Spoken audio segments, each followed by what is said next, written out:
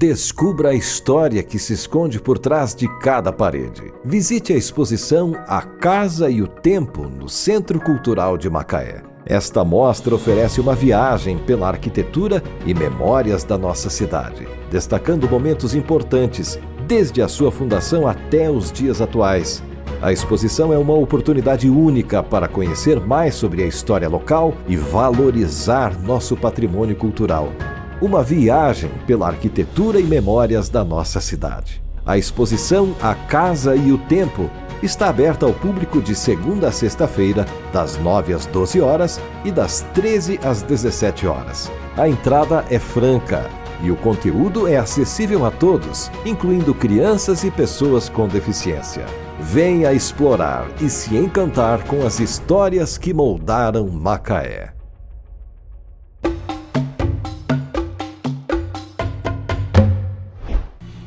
Olá, bem-vindos a mais uma edição do programa Raízes aqui na TV Câmara. Na TV Câmara você encontra podcasts sempre direcionados para um conteúdo muito especial preparado só para você. Eu sou o Bruno Horta e o programa Raízes hoje volta comigo. Queria também aproveitar para agradecer o Silvio, que teve aqui um bom tempo comandando Raízes, e a galera aqui do estúdio que segurou esse tempinho para mim, e eu estou muito feliz de estar de volta. Hoje estou recebendo Lúcia Melo Messias. Lúcia, tudo bom? Beleza? Tudo ótimo. Olha, muito legal te conhecer. A primeira vez que a gente se conheceu foi hoje, verdade. Mas eu recebi referências muito bacanas suas, de pessoas que eu gosto muito, um em especial, mas não vou revelar hoje. Tá bem. Mas, Lúcia, você, primeira pergunta que eu faço aqui no Raízes. Você é de Macaé? Sou de Macaé, aliás, sou bicudense, não sei se você conhece. Olha, um local chamado Bicuda Grande. Bicudense tem o nome uma novidade para mim. É um distrito aqui de Macaé, né? Na verdade, o nome mesmo é Cachoeiros de Macaé, mas se você perguntar onde é Cachoeiros de Macaé, provavelmente ninguém vai saber. Que, na verdade, é o nome de verdade do distrito. O distrito se chama Cachoeiros de Macaé. Mas poderia modificar e ser chamado Bicuda Grande. Você é a favor que dividisse? Assim, vamos acabar com o distrito de Cachoeiros e vamos fazer o distrito da Bicuda, distrito da Areia Branca, Cerro Frio. Você acha legal? Eu acho que essa descentralização para administrar seria um pouco difícil, né? Igual essa quantidade de estados que a gente tem aqui pelo Brasil e a quantidade de municípios. Né? Você acha que dificulta? Nossa, é muito grande o país, é muito grande. Você vê o nosso município, a quantidade de distritos que tem. Então, administrar isso e descentralizar mais ainda, eu acho que estaria um pouquinho mais complexo. Talvez, é verdade, não sei. Mas tem uma coisa prática também. Alguém chega aqui no centro da cidade e pergunta para outra pessoa, até em macaense mesmo, eu quero ir para Cachoeiros de Macaé. Você acha que alguém vai saber onde é? Não. Bem Porque a gente que não fala, né? Não. Até eu, quando me refiro, né? Vamos na Bicuda, vamos dar um passeio lá, vamos conhecer lá. Eu nunca digo vamos a Cachoeiros de Macaé. Mas que ninguém fala. Mas a gente podia já começar uma campanha para fazer valorizar Cachoeiros de Macaé. Eu acho que é uma boa ideia essa tua. Mas você nasceu na Bicuda? Nasci lá, nasci de parteira lá. Isso era muito comum, né? Naquela época era. Mas acho que ainda é. Eu e meu irmão. Eu tenho um único irmão chamado Luciano. E nós dois nascemos lá. Nasceu em casa? Em casa. Cara, isso é muito Raízes. Muito. Aquele chamado parto assistido, que hoje voltam a fazer, né? Hoje tem... Só que agora é mais aí, um pouquinho mais elaborado, com mais acompanhamento. Hoje tem as doulas. Hoje é na água, né? Talvez. E tem as doulas que acompanham, além dos médicos, também é muito legal. Mas as doulas já existem há muito tempo, são as parteiras. Exatamente. E como era a Bicuda na sua infância? O lugar... Aquele lugar idílico, maravilhoso para se ter uma infância. Eu acho que você podia ficar à vontade, você podia correr aquela cercania toda, ir na casa dos vizinhos, subir os morros, as montanhas, catar fruta.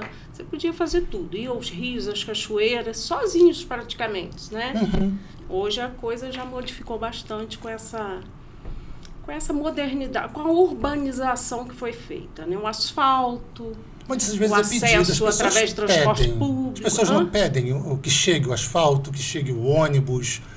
Sim, mas com isso também a gente tem que pensar que chegam outras coisas, né, que não são tão acolhedoras para a população local, né? Vou aproveitar a tua experiência. Você viveu na Bicuda, na época que a estrada era de terra. Exato. E era bem ruim. Agora ela foi Exato. asfaltada, tem uns 10 anos no máximo. Uhum. O que mudou depois que asfaltou? O acesso.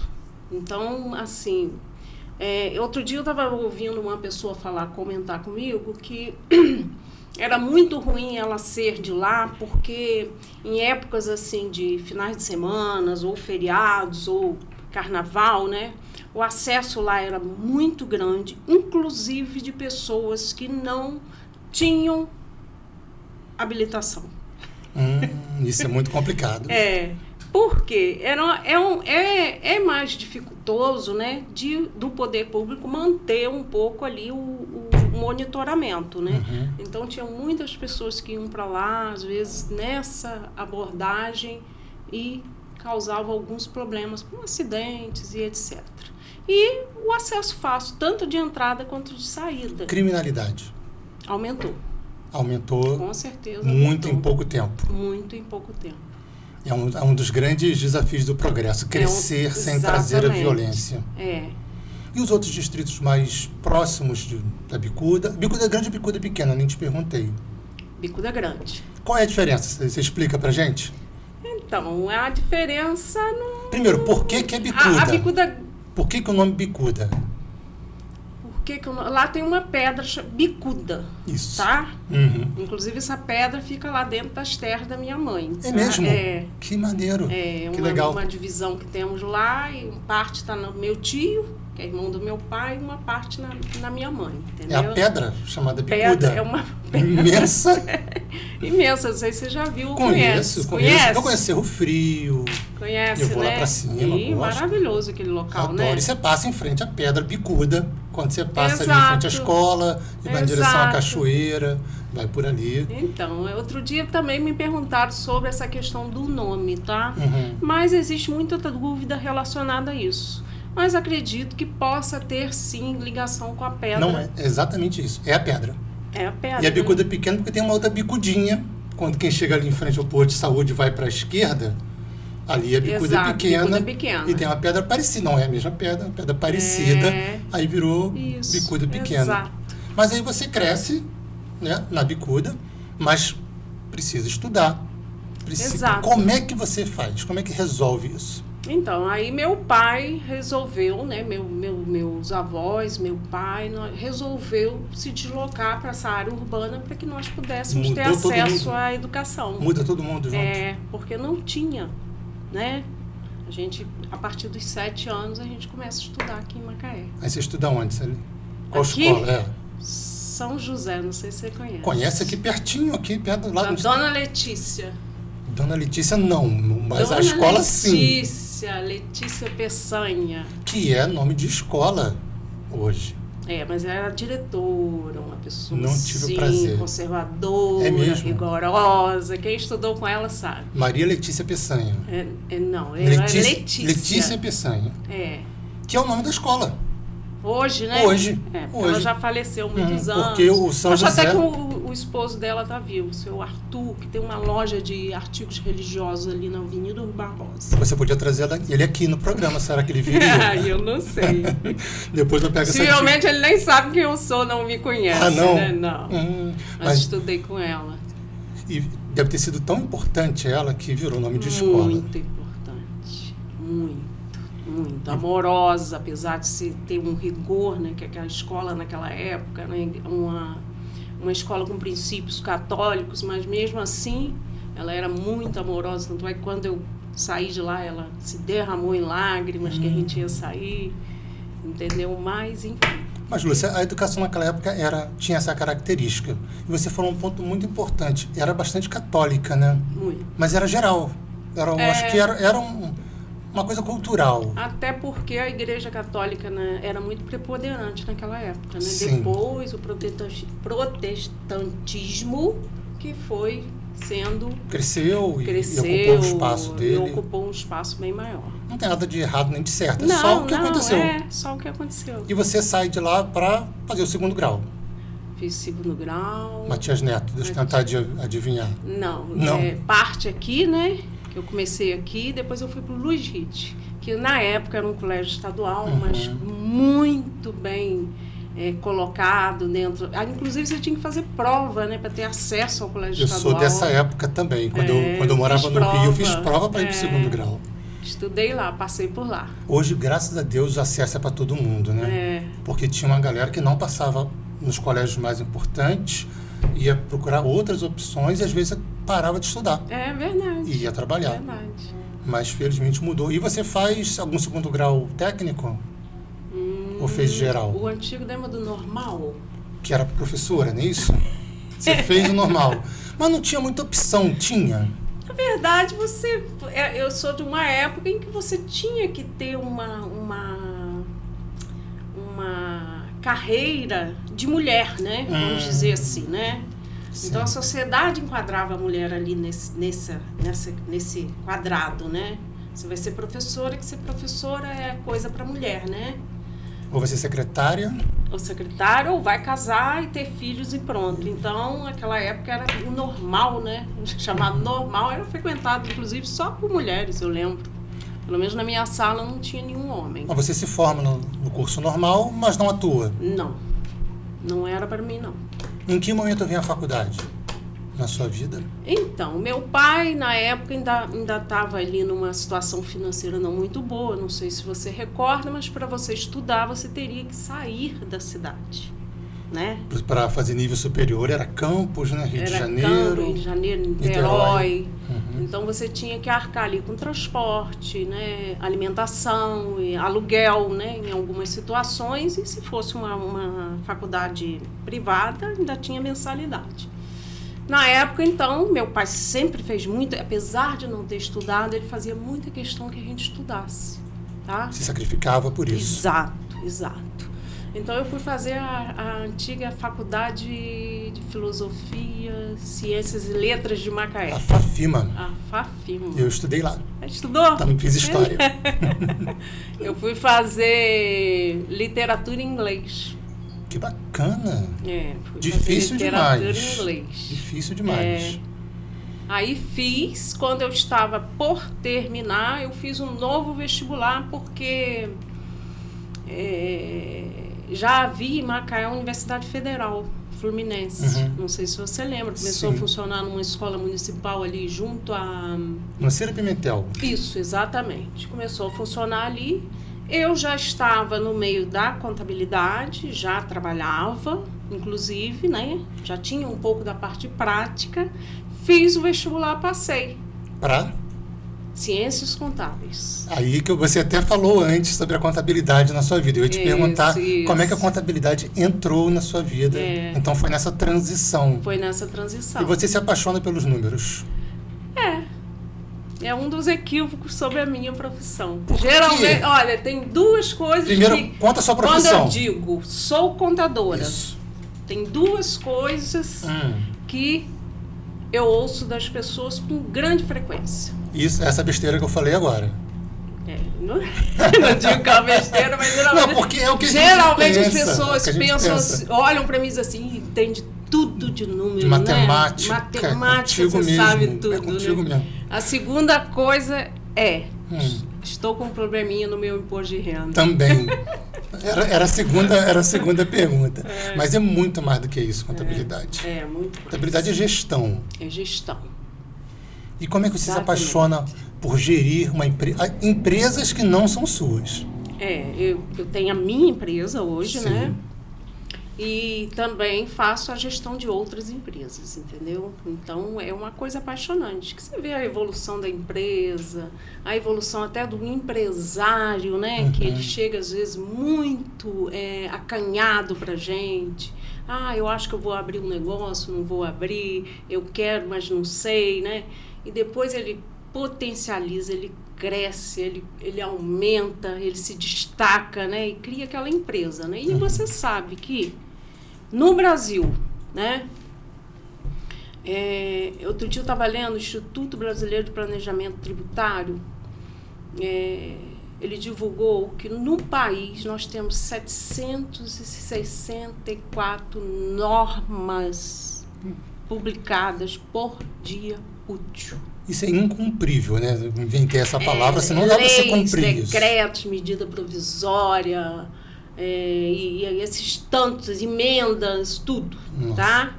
Desses 764, vamos dizer que, em média, 47 são normas tributárias, normas que cuidam de impostos, de tributos. Então, assim, se não houver o profissional da ciência contábil ali, no dia a dia das empresas... A empresa não vai acontecer. Não vai acontecer. Porque a empresa, a pessoa tem um talento. Olha, eu sou costureiro. Eu faço... peças maravilhosas, vestidos maravilhosos, roupas maravilhosas, coleções lindíssimas. Mas essa pessoa não entende nada de fiscal, de contribuição, de arrecadação de impostos. E você pegou essa parte como paixão. Você é presidente do conselho... Não, eu sou presidente da Associação de Contabilistas de Macaé. Uma presidenta. É uma presidenta, né? Mas discutir com Dilma, né? Mas assim... Presidenta. Eu não tenho nenhum problema com isso. Eu acho que é presidenta mesmo. Isso se é uma mulher. Somos 70 associados, são 70 empresários contábeis nessa associação hoje. Só de Macaé? Só Macaé e alguns da região próxima, tá? Todos escritórios de contabilidade, empresas de contabilidade? Todas empresas de contabilidade. Olha, sua grande maioria. Nós temos também alguns autônomos, né? E geralmente quando você começa na carreira contábil, né? Você começa como autônomo, profissional liberal, né? Hoje você é a presidenta e também tem a sua empresa? Tenho a minha empresa. Que faz esse serviço para diversas empresas? Faço esse serviço para diversas empresas. Então, vou fazer 2 perguntas em uma. Tá. Qual é o maior desafio da sua empresa e, na sua observação no contexto macaense, qual o maior desafio do empresário macaense hoje? A sua empresa e a empresa dos outros. Quais são os desafios? Bom, o meu desafio como empresária ou o desafio do meu cliente que é empresária nesse país é a burocracia e a carga tributária, tá? É à toa que está se estudando aí uma reforma tributária, que ela é necessária, ela é urgente, ela tem que chegar, tá? E tudo que muda, tá? Pode até ocorrer, e eu acredito que vão ocorrer erros, tá? Mas eu acredito que seja por uma melhoria. Porque precisa. Precisa, é necessário. Porque é muita burocracia para a gente hoje legalizar uma empresa. Melhorou muito, tá? Não tenha dúvida disso. Hoje eu consigo abrir uma empresa em 3 dias. Em Macaé? Em Macaé você abre uma empresa em 3 dias? Olha, eu vou dizer que uma empresa tem 2 etapas, tá? Se for uma atividade de risco 1, tá? Sim, é possível. Isso é um risco baixo? Risco baixo. Em 3 dias em Macaé você abre? Abro. E os desafios do empresário macaense, de forma geral? Qual é a maior dificuldade? Primeiro é uma economia segmentada, né? Então, ou ele é daquele segmento, ou ele trabalha para aquele segmento. Então, nós tivemos aí, você sabe muito bem, que nós tivemos uma crise econômica, acho que foi em 2014, depois a gente teve a questão da Lava Jato, que afetou diretamente Macaé, né? Depois nós tivemos a pandemia. Mas já lá atrás, quando esse segmento de petróleo, de extração de petróleo, porque ele é uma sequência que leva todas as outras atividades da nossa cidade, não é? Sim, é a mola motriz da cidade. Então, assim, nós como contadores aqui da cidade de Macaé, nós cuidamos da parte das empresas que dão suporte às maiores empresas. Essa que é a verdade, tá? Geralmente essas multinacionais, elas já têm um grupo de contabilidade interna que trabalham, né, para eles.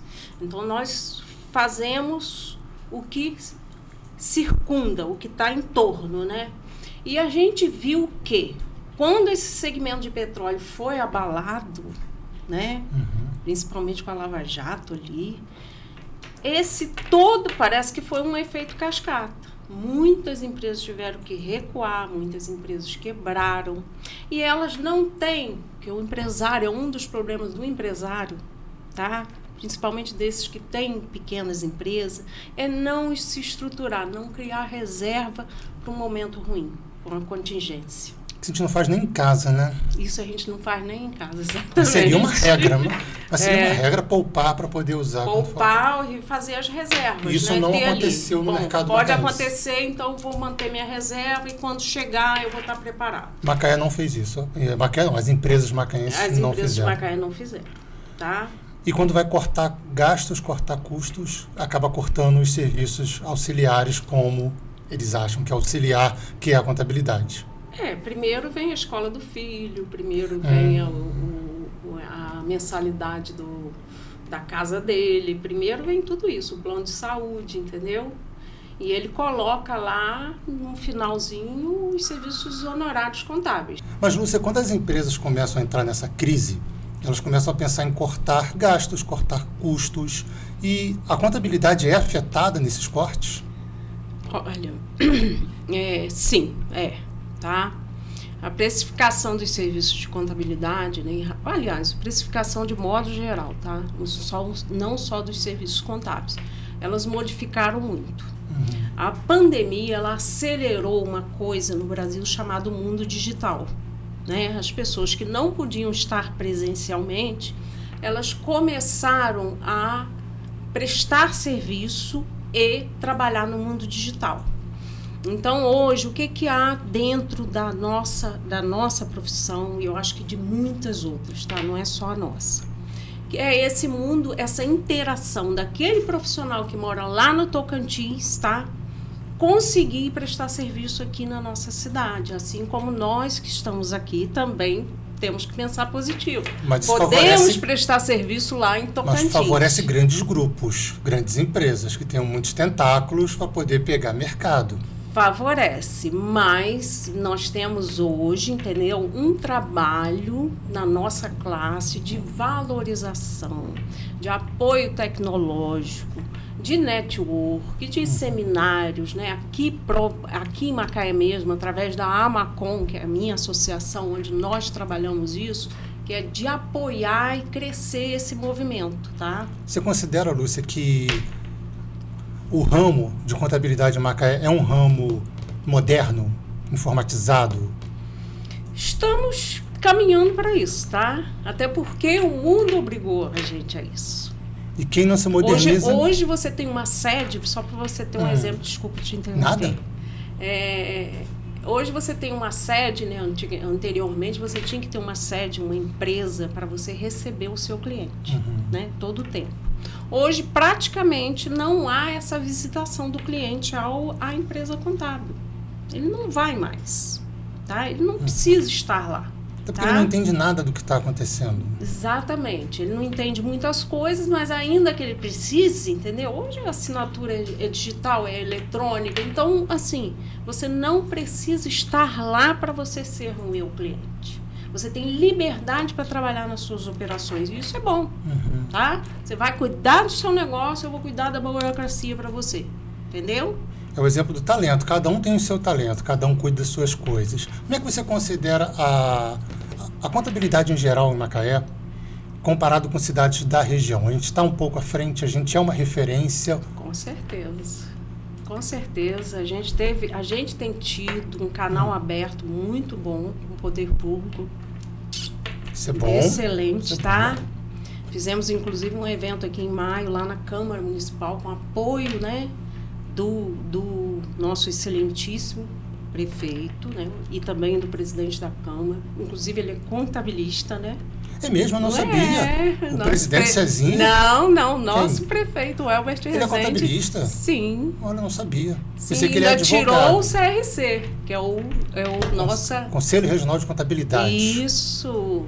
Caramba. Ele é advogado, mas ele também é contabilista. Ele fez lá atrás. É. Caramba, não sabia. E ele tirou a carteirinha dele, foi pegar e tudo, entendeu? Então, assim, ele é um grande apoiador, ele entende a classe, ele apoia também, né? Nós temos esse apoio muito bacana dele, né? Inclusive, assinou um termo de cooperação técnica com o nosso conselho, tá? Bacana. Que foi assinado no dia da minha posse, no dia 10 de agosto. Você tomou posse recentemente, então? 2023, 10 de agosto de 2023. Que bacana. É um mandato de quanto tempo? Nós fizemos uma festa, nós fizemos uma celebração, onde esteve presente o pessoal do nosso conselho, assim como o prefeito Elber. Você tem mandato de presidente, de presidenta? Tenho, até 2025. Então, são 3 anos. Na verdade, são 2, tá? Porque começa aqui no meio de coisa, depois termina no meio lá de 2025. E vai ser reeleita?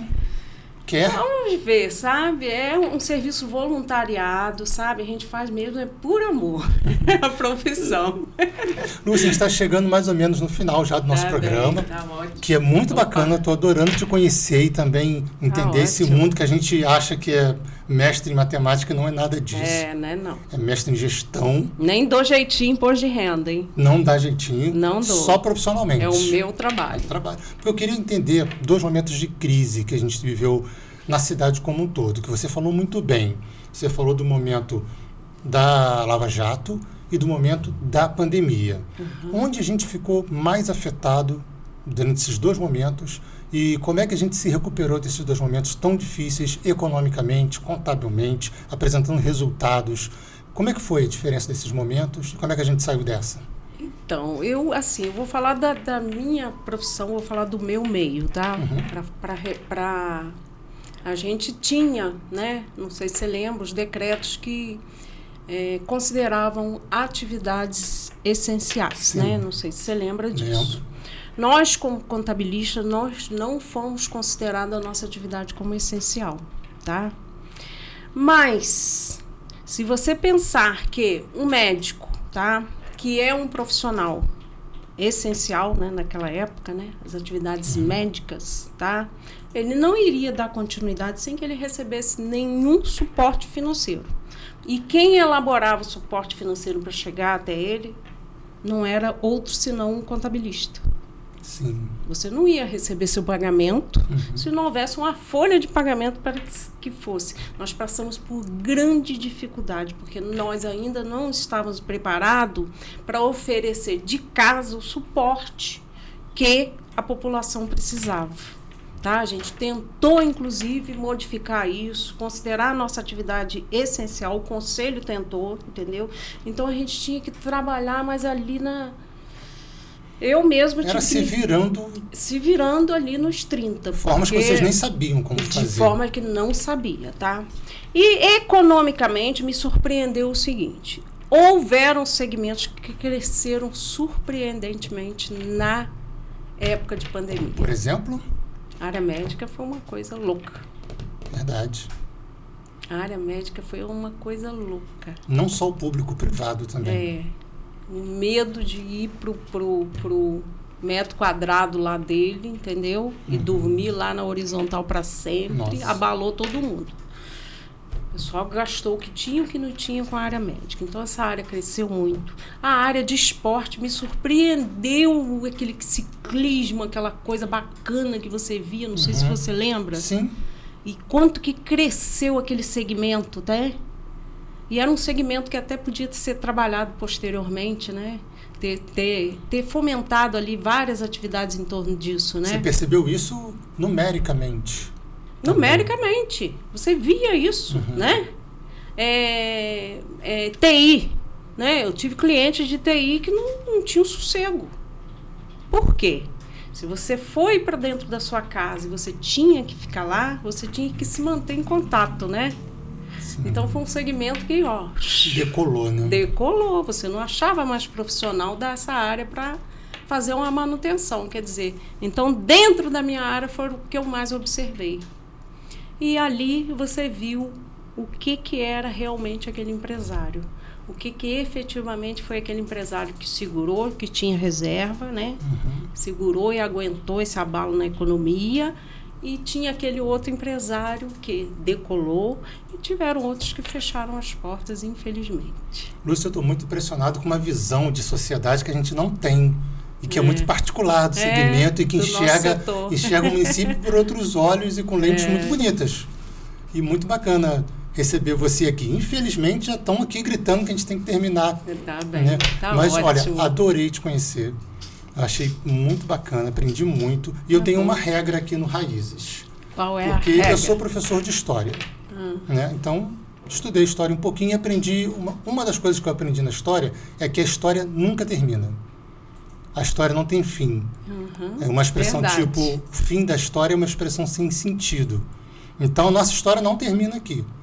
Eu espero que daqui a mais alguns meses eu te convide novamente para a gente continuar essa conversa. Maior prazer. Combinado? Combinadíssimo. Então, Lúcia Melo Messias. Isso aí. Presidente da Associação de Contabilistas de Macaé, empresária na Finanças, Gestão e Negócios, mãe, dona de casa, avó, tudo isso. E macaense. E macaense. Com muito orgulho, adoro. Valeu, Lúcia. Obrigado demais. Bom demais. Tá, obrigada. Então, gente, é isso aí. Essa foi mais uma edição do programa Raízes aqui na TV Câmara. E a gente se vê no próximo episódio. Até lá.